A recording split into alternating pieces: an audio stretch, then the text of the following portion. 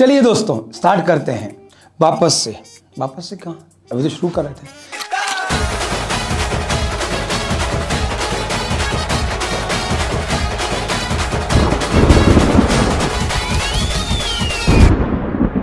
चलिए दोस्तों स्टार्ट करते हैं। कॉन्सेप्ट क्वेश्चन के साथ शुरुआत करेंगे और फिर उसके बाद एग्जाम्स के क्वेश्चन डिस्कस करेंगे और जितने टेक्निकल एस्पेक्ट हैं वो मैंने कहीं लिख रखे हैं आपके लिए, बस आपको उन्हें ध्यान रखना है। अगर उन्हें ध्यान रख लिया तो अकाउंट करंट चैप्टर में आपसे कभी गलती नहीं होगी और 5 में से पूरे 5 आपको मिलेंगे। तो पढ़ते हैं। Prepare account current for Jagan in respect of the following transaction with सुंदर और अमाउंट इन 1000 है। चलो दोस्तों अभी बताओ खाते कौन बना रहा है और किसका खाता बन रहा है। तो क्या लिखा है प्लीज ध्यान सुनना। Prepare account current for Jagan, Jagan के लिए खाते बनाओ, यानी खाता सबमिट करने वाला व्यक्ति जगन है और सबमिट किसके लिए होगा, सुंदर के लिए। तो जगन अपनी बुक्स में अपना खाता नहीं बनाएगा, यानी यहां पर हम जगन के बिहाफ पर खाते बना रहे हैं और जगन के बिहाफ पर अगर खाता बना रहे हैं तो जगन खाता नहीं बनेगा, सुंदर खाता बनेगा। एकदम सुंदर खाता बनेगा, बढ़िया, एकदम चकाचक, ठीक है। तो उसने जो ट्रांजैक्शन सुंदर के साथ किए हैं उन्हें लिखना है। तो हेडिंग क्या बनेगी, Sundar in account current with Jagan for the period ended. चलो ढूंढो पीरियड एंडेड क्या है। तो ऊपर ही लिखा है लास्ट में, देखो जरा, the account is to be prepared up to 1 फरवरी, यानी ये जो सेटलमेंट हो रहा है वो 1 फरवरी को हो रहा है। तो फिर से हम क्या लिखेंगे, Sundar in account current with Jagan for the period ended first of February. अब ईयर देखो कौन सा है मालिक, क्योंकि ईयर भी बड़ा इंपॉर्टेंट है। तो ईयर है 1920 और मेजर बात यह है कि 1920 में 20 पे आ गए तो 366 होने चाहिए। लेकिन ध्यान से देखो सेटलमेंट हो रहा है 1 फरवरी को, यानी जो अगला सेटलमेंट होगा उसमें फरवरी 29 की निकलने वाली है। तो हम जो पीरियड ले रहे हैं वो है 1920 और वो खत्म कब हो रहा है, 1 फरवरी को, और फरवरी की 29 अभी बाकी है मेरे दोस्त। तो यहां पर आपको 365 ही लेना पड़ेगा। अगर यही लिखा होता कि 1 फरवरी 20 से 1 जनवरी 21 तक का खाता बनाना है तो फिर यस फरवरी में बीच में 29 गुजरता और ईयर इक्वल टू 366 होता। तो यहां पर जो कैलकुलेशन होगी वहां पर ईयर इक्वल टू 365 ही लेना है। चलो लिखते हैं। अच्छा रेट ऑफ इंटरेस्ट क्या है, सरकार क्वेश्चन देगा, हमें सोचना पड़ेगा। नेवर, अकाउंट करंट के क्वेश्चन में हमेशा रेट क्वेश्चन ही देगा और यहां पर रेट क्या दिया है 6% पर एनम। तो इंटरेस्ट रेट वाले कॉलम में क्या लिख दूं मैं, 6%। अब अकाउंट करंट का क्वेश्चन करोगे कैसे, तो सर पहला काम शांति से पूरा क्वेश्चन के जो डेटा है उसको छाप दो, यानी जैसे हम नॉर्मल अकाउंट बनाते हैं बिल्कुल वैसे ही यहां पर अकाउंट बना दो। सारे ट्रांजैक्शन जिसमें सुंदर ने हमसे कुछ रिसीव किया वी विल डेबिट हिम, और जिसमें सुंदर ने हमको दिया हम उसको क्रेडिट कर देंगे। तो मालिक जब भी हम अकाउंट करंट के क्वेश्चन सॉल्व करेंगे तो आपको एक फ्लो में काम करना है। पहले स्ट्रेच में आप पूरे ट्रांजैक्शन छापोगे, जैसे डेबिट क्रेडिट करते हैं बिल्कुल वैसे ही करोगे। फिर सेकंड स्टेप में आपको नंबर ऑफ डेज का कॉलम भरना है और तीसरे स्टेप में या तो प्रोडक्ट या इंटरेस्ट का अमाउंट कैलकुलेट करना है, ठीक है। तो सबसे पहला काम, जितने ट्रांजैक्शन हमको दे रखे हैं हमें उन सारे ट्रांजैक्शन को इस खाते में फिलअप करना है। देखो सरकार पहला ट्रांजैक्शन लिखा है कि 16 सितंबर 2019 को गुड्स सोल्ड टू सुंदर, सुंदर को माल बेचा, हम जगन है तो हम क्या लिखेंगे, debit the receiver, party account debit to sales account credit. तो यहां पर खाते में एंट्री क्या आएगी, 16 सितंबर टू सेल्स अकाउंट और अमाउंट में आ गया 200, फिगर्स इन 1000 है, यानी 200,000 मतलब 2 लाख रुपए का ट्रांजैक्शन है। सरकार चेक करो क्या क्वेश्चन ने ट्रांजैक्शन डेट के साथ साथ ड्यू डेट भी दी है। अगर दी है तो हम वो लिखेंगे और नहीं दी है तो हम मानेंगे कि there is no credit period, फिर जिस दिन माल बिका वही तारीख ड्यू डेट भी है। वैसे इस क्वेश्चन में दी है और वो क्या थी सरकार, 1 अक्टूबर, तो ड्यू डेट वाले कॉलम में 1 अक्टूबर लिखेंगे। चलो मालिक दूसरा ट्रांजैक्शन बोलता है कैश रिसीट फ्रॉम सुंदर, सुंदर से पैसे आए, सुंदर बहुत सुंदर है पैसे दे रहा है, तो Gandhi ji account debit, cash account debit to Sundar account credit, यानी इस ट्रांजैक्शन में हम सुंदर का खाता क्रेडिट करेंगे। कितने अमाउंट से, जितना अमाउंट उसने हमको पे करा, दैट इज 90,000। तीसरा ट्रांजैक्शन है कि 21 अक्टूबर को हमने सुंदर से माल खरीदा। यस हमने सुंदर से माल खरीदा, ओह वाह यार, चलो तो सुंदर से माल खरीदा कितने का सरकार, 500 का, और इसकी भी ड्यू डेट दी है, यानी हमने माल खरीदा है 21 अक्टूबर को और सुंदर ने बोला कि इसके बदले में आप मुझे पैसा 1 दिसंबर को पे करना। तो हमारी बुक्स में एंट्री होगी। क्या एंट्री होगी सरकार? Purchase account debit to Sundar account credit, यानी इस ट्रांजैक्शन में भी सुंदर भाई साहब क्रेडिट होंगे। और आगे बढ़ते हैं सरकार। 1 नवंबर को पेड टू सुंदर, सुंदर को पेमेंट करा, हमने पेमेंट करा, तो सुंदर इज द रिसीवर, एंट्री होगी सुंदर अकाउंट डेबिट टू कैश, यानी यहां पे डेबिट। फिर एक बार और हमने 1 दिसंबर को पे करा, तो फिर से वही एंट्री, तारीख चेंज। अच्छा एक बात ध्यान रखना, जब भी कैश का ट्रांजैक्शन होगा, तो कैश के ट्रांजैक्शन में कभी भी ट्रांजैक्शन डेट और ड्यू डेट अलग अलग नहीं हो सकती। गांधी जी तो पूरे ही आएंगे और टुकड़ों में नहीं आएंगे। तो फिर सरकार ट्रांजैक्शन जब भी कैश का हो रहा है, जैसे सुंदर ने हमको पे करा था 90,000, फिर हमने सुंदर को पे करा 3 से तो 30 और 330 2 बार, दोनों केस में ट्रांजैक्शन डेट और ड्यू डेट सेम होगी। चलो सरकार आगे बोलो। गुड्स परचेज फ्रॉम सुंदर अगेन, और एक बार उसके नीचे और अगेन, यानी सुंदर से 2 बार और माल खरीदा। इन 2 ट्रांजैक्शन में सुंदर खाता फिर से क्रेडिट होगा। तो सरकार ये लिख दिया क्रेडिट। 5 दिसंबर को माल खरीदा और पेमेंट करना है ऑन 1 जनवरी, तो ट्रांजैक्शन डेट 5 दिसंबर और दोस्त ड्यू डेट 1 जनवरी। सिमिलरली 10 दिसंबर को ट्रांजैक्शन किया परचेस का और इसकी ड्यू डेट है 1 जनवरी, यानी इन दोनों ट्रांजैक्शन की ड्यू डेट 1 जनवरी है। By purchase by purchase. हाँ जी। अब 1 जनवरी को हमने सुंदर को पे करा, तो debit the receiver, Sundar account debit to cash account credit, तो डेबिट।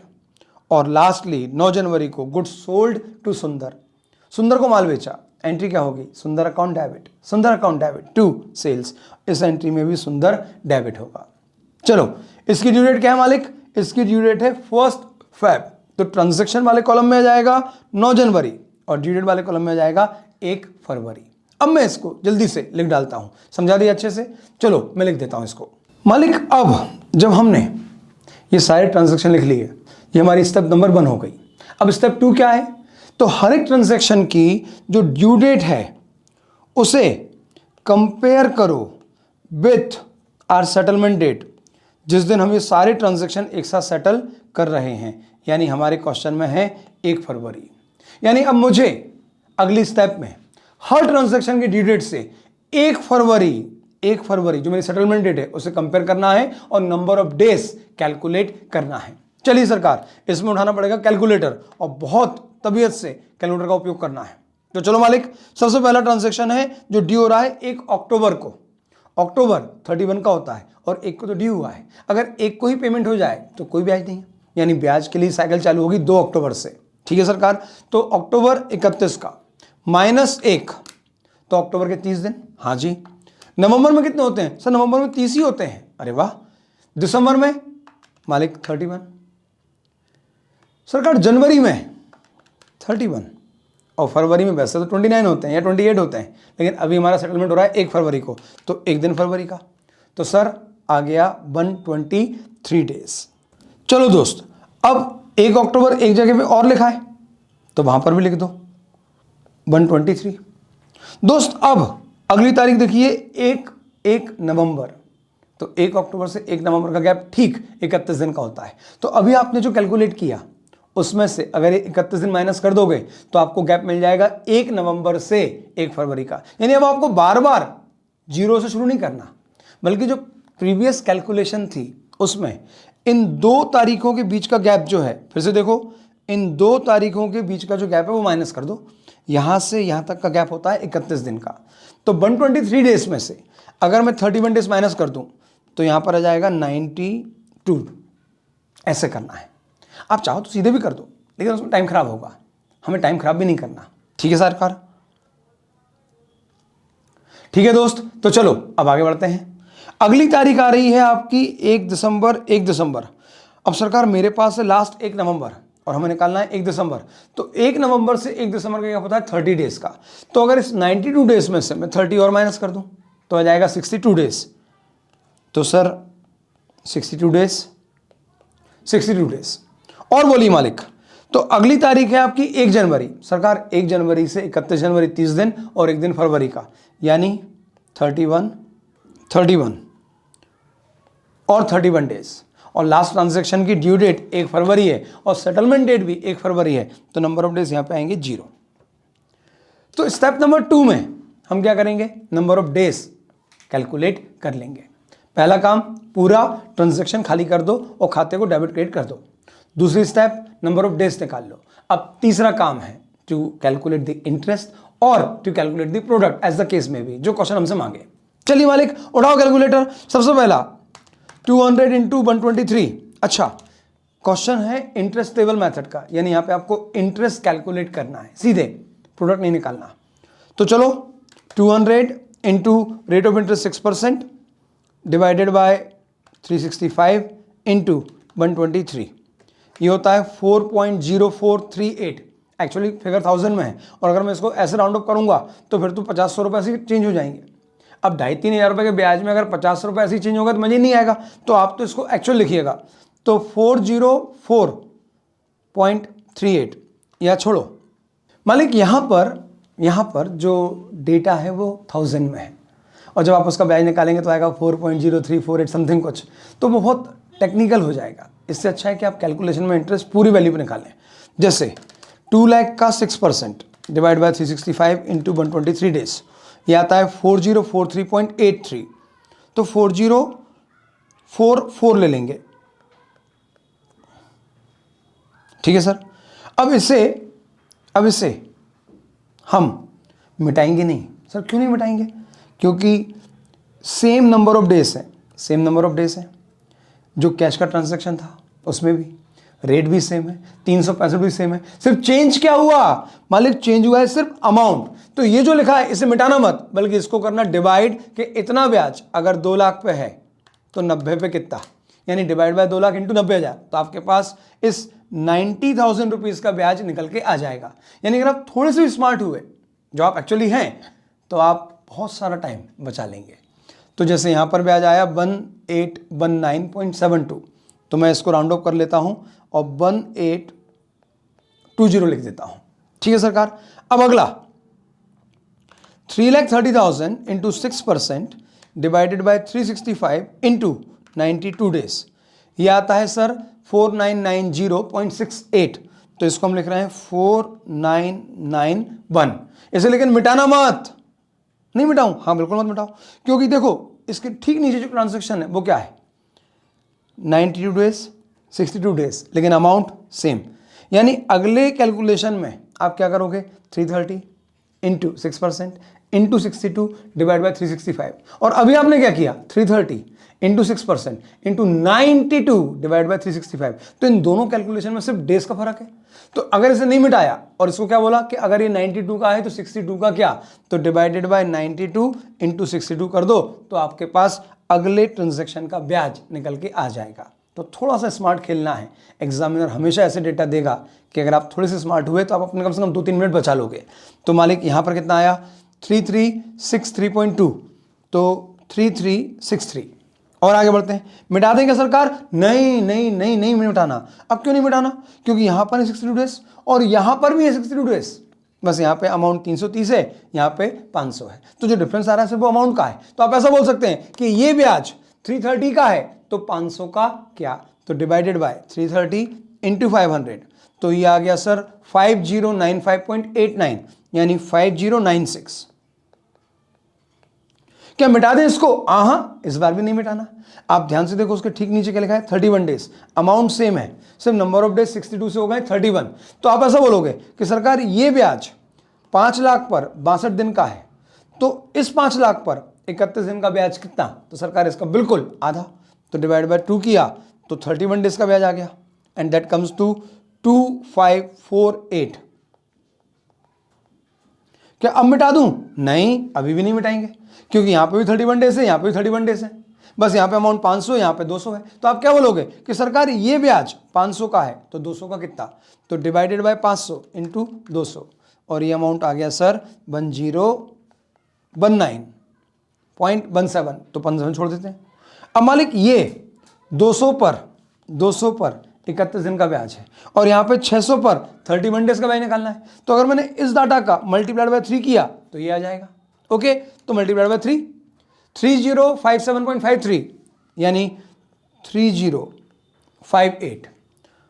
ओके, और लास्ट क्या है, तो मालिक लास्ट तो 0 डेज है, तो 0 डेज का ब्याज कितना होगा, 0। तो ये हो गई आपकी थर्ड स्टेप, यानी पहली स्टेप ट्रांजैक्शन खाली करो जो क्वेश्चन में दिए हैं। दूसरी स्टेप, सारे नंबर ऑफ डेज कैलकुलेट करो ट्रांजैक्शन की ड्यू डेट से सेटलमेंट डेट तक की। फिर आप निकालोगे इंटरेस्ट या प्रोडक्ट और उसमें थोड़ा सा स्मार्ट गेम खेलोगे, कॉमन डाटा ढूंढोगे और उससे जल्दी से अपने इंटरेस्ट को कैलकुलेट कर लोगे। अब क्या बचा? अब बचा है फाइनली बैलेंसिंग वाला पार्ट। और बैलेंसिंग वाला पार्ट क्या है वो देखते हैं। अकाउंट करंट है, प्राइमरी ऑब्जेक्टिव ही इंटरेस्ट कैलकुलेट करना था। अब मेरे पास डेबिट का इंटरेस्ट आ गया और क्रेडिट का इंटरेस्ट आ गया। मैं पहले ही बोल चुका हूं, डेबिट मतलब रिसीवेबल तो उसका इंटरेस्ट भी रिसीवेबल, क्रेडिट मतलब पेएबल तो उसका इंटरेस्ट भी पेएबल। अब देखते ही हैं कि कौन सा ब्याज जीतता है, डेबिट वाला या क्रेडिट वाला। अगर डेबिट वाला ब्याज जीता, यानी अगर डेबिट का ब्याज क्रेडिट से ज्यादा है तो आपको ब्याज मिलेगा, और अगर वाइस वर्सा हुआ तो आपको ब्याज चुकाना पड़ेगा। ब्याज मिलेगा तो income, party debit, income credit, और ब्याज चुकाना पड़ा तो ब्याज डेबिट, पार्टी क्रेडिट। तो चलो देखते हैं कि डेबिट का ब्याज ज्यादा है या क्रेडिट का ब्याज ज्यादा। तो डेबिट में आ रहा है सरकार 4044 प्लस 4991 प्लस 3363 प्लस 3058, ये होता है लगभग 15,400 समथिंग, मेमोरी में डाल दिया। जबकि यहां पर आ रहा है 5,000, 6,000, 8,000, 9,000। सर 10,000 के अंदर सबका आ गया। क्रेडिट का इंटरेस्ट टोटल 10,000 के अंदर आ रहा है, जबकि डेबिट का 15,000 समथिंग है। तो इसका मतलब डेबिट का ब्याज ज़्यादा है। डेबिट का ब्याज ज़्यादा है मतलब आपको ब्याज मिलेगा। तो ब्याज में लिख देता हूँ डेबिट का टोटल वाले कॉलम में 15,456, और यहाँ पे भी लिख देते हैं 15,456। अब क्या करूँ? अब सरकार बस कुछ नहीं करना, डेबिट के टोटल इंटरेस्ट में से क्रेडिट का इंटरेस्ट माइनस करो। चलो करते हैं। 1820 माइनस 5096 माइनस 2548 माइनस, तो मालिक 15456 लिख दिया कैलकुलेटर पे, लिख लिया ना? हाँ। अब चलो माइनस करना शुरू करते हैं। माइनस 1820 माइनस 5096 माइनस 2548 और माइनस 1019, तो मालिक 4973 is the surplus of debit interest over credit interest. तो डेबिट का टोटल तो वैसे ही ज़्यादा है, तो ये बैलेंसिंग में लिखोगे कहाँ पे? सिंपल बात है, क्रेडिट में लिखेंगे। तो ये लिख देते हैं 4973। अच्छा, ये जो हमने किया ये क्या था मालिक? This is what my accounting और कैलकुलेशन। तो आंसर बहुत सिंपल है, it was just a calculation. तो यहाँ पे टू और बाय अकाउंटिंग एंट्रीज आएंगी, तो आंसर आया बिल्कुल नहीं आएंगी, सिर्फ इंफॉर्मेशन आएगी। कहाँ पे? क्रेडिट में आएगी, क्योंकि डेबिट ज्यादा है। क्या लिखेंगे? Surplus of debit interest over credit interest. Sir date column में कुछ लिखोगे? नहीं, क्योंकि ये इंफॉर्मेशन थी। ब्लैंक। अमाउंट कॉलम में? बिल्कुल नहीं। नंबर ऑफ डेज कॉलम में? सरकार बिल्कुल नहीं। तो ये सिर्फ इंफॉर्मेशन है। अब इसके बेस पे करना है अकाउंटिंग। डेबिट का ब्याज क्रेडिट के ब्याज से ज्यादा है, ठीक है? तो मतलब ब्याज आपको मिलेगा, और ब्याज अगर हमको मिलेगा तो ब्याज खाता क्रेडिट, पार्टी खाता डेबिट। और पार्टी कौन है? पार्टी बेहतरीन सुंदर। तो सुंदर अकाउंट के डेबिट में क्या लिखोगे? To interest account 4973। सर गड़बड़ कर दिया आपने। मालूम है क्या? सारे फिगर्स ऊपर 1000 में थे, या आपने एक्चुअल बेसिस कैलकुलेट किया, लेकिन लिखोगे 1000 में। तो 4.97 लिख दें। हाँ सरकार, 4.97। क्या ये एंट्री हो रही है? एब्सोल्युटली, ये तो एंट्री हो रही है, कैलकुलेशन हो गई हमारी। अब हम अकाउंट में ला रहे हैं कि हमको आपसे इतना इंटरेस्ट लेना है। तो टू इंटरेस्ट अकाउंट, और इसकी ट्रांजैक्शन डेट और ड्यू डेट दोनों सेम होंगी, क्योंकि आज जिस दिन हम हिसाब कर रहे हैं उस दिन ही सेटलमेंट हो रहा है। अब बताओ, नंबर ऑफ डेज और प्लॉट में या अमाउंट में कुछ आएगा? नहीं, लीव इट। इतना करने के बाद आपका अकाउंट करेंट का रोल खत्म। अब आप जैसे नॉर्मल अकाउंटिंग करते हो वैसे करो। 1 फरवरी को हो क्या रहा है? सरकार 1 फरवरी को फरवरी मंथ शुरू हो रहा है ना? प्रेम का मंथ शुरू हो रहा है। लेकिन चलो वो छोड़ो, यहाँ पे तो प्रेम किताबों में पैसों से आता है, तो यहाँ पे पैसे आ रहे हैं, उससे अच्छा कुछ नहीं हो सकता किसी बिजनेसमैन के लिए। तो मालिक आज अब 1 फरवरी को नेट सेटलमेंट करेंगे, और अगर सुंदर का डेबिट बैलेंस है तो सुंदर हमको कैश देगा, और सुंदर का क्रेडिट बैलेंस है तो हम सुंदर को पे करेंगे। तो चलो मालिक जल्दी से देखते हैं। 200 plus 330 plus 330 plus 600 plus 20 plus 4.97, तो डेबिट का टोटल आ रहा है 1484.97 माइनस 90 माइनस 500 माइनस 500 माइनस 200। तो मालिक डेबिट का अमाउंट क्रेडिट के अमाउंट से ज्यादा है, तो इतना अमाउंट कितना सरकार? 194 0.97 will be paid by Sundar to Jagan on 1st of Feb। तो क्या लिखें, तारीख में 1 फरवरी दोनों में, बाय सुंदर पैसा देगा, हाँ, तो बाय कैश। तो मालिक 194.97 लिख दिया अमाउंट कॉलम में, इतना पैसा मिल गया। ये एंट्री थी इसलिए नंबर ऑफ डेज और इंटरेस्ट कॉलम में कुछ नहीं आएगा। अब सरकार, ये आपका हो गया कंप्लीट क्वेश्चन। 5 मार्क्स आपके पूरे इस चैप्टर से आने चाहिए। ये कॉन्सेप्चुअल डिस्कशन हो गया। तो चलिए मालिक, मिलते हैं अगले वीडियो में, और अगले वीडियो में हम डिस्कस करेंगे सारे टेक्निकल एस्पेक्ट और हमारे एग्जाम्स के क्वेश्चन। तो अगले वीडियो के साथ हम इस चैप्टर को बाइंड अप कर देंगे। मिलते हैं, तब तक bye bye, take care, love you.